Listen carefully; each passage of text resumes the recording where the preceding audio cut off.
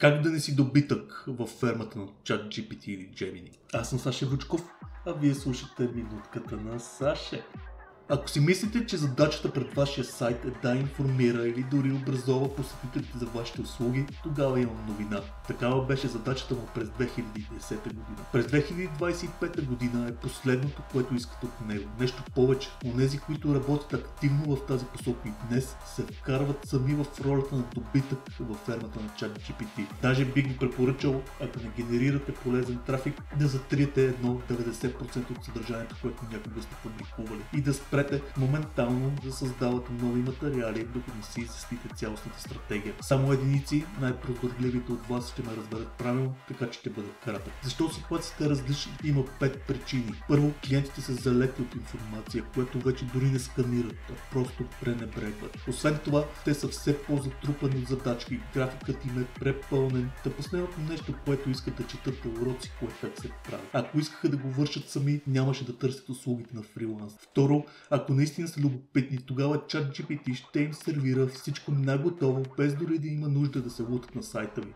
Ако доскоро SEO аджендата беше достатъчно убедителна, така че да накара милиони специалисти да работим безплатно за търсачките и да ги захранваме с инфо, то днес авторите просто захранваме нечи изкуствен интелект в замяна на един голям, даже гигантски мазен среден пръст. Напълно излишно упражнение. Тоест, трето, не е в наш интерес да храним безплатно нечи ненаситен център за данни, като послушен добитък. Не е в наш интерес да му сервираме уроците си от години подред усилен труд. Струва ми се доста несправедлива цялата тази работа. Което ме води към четвъртата причина защо информативната роля на вебсайта е ехо от близкото минало. Днес конкуренцията онлайн е чудовищна. Ако през 2008 година е имало 5 сайта на кръст за изграждане и поддръжка на басейни, та някакъв пичага там спасил и развил фирмата си, като почна да пише статии, днес има хиляди сайтове по всяка тема, която се сетите. Тези хиляди сайтове бълват тонове материал и големите, успешните, най-посещаваните от тях, откъде мислите черпят идеи?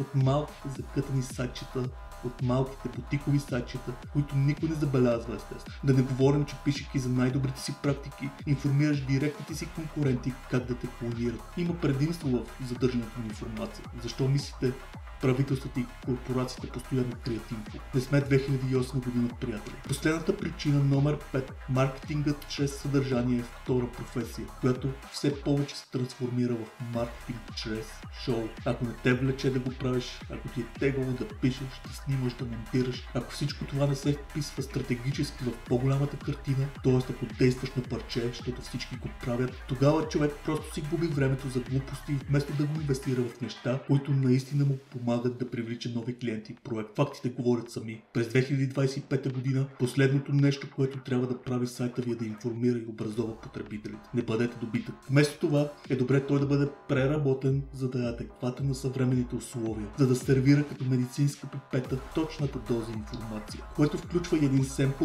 трик, за който ще говоря в безплатния си тренинг "Скритите механизми на оборотния вебсайт", част 1.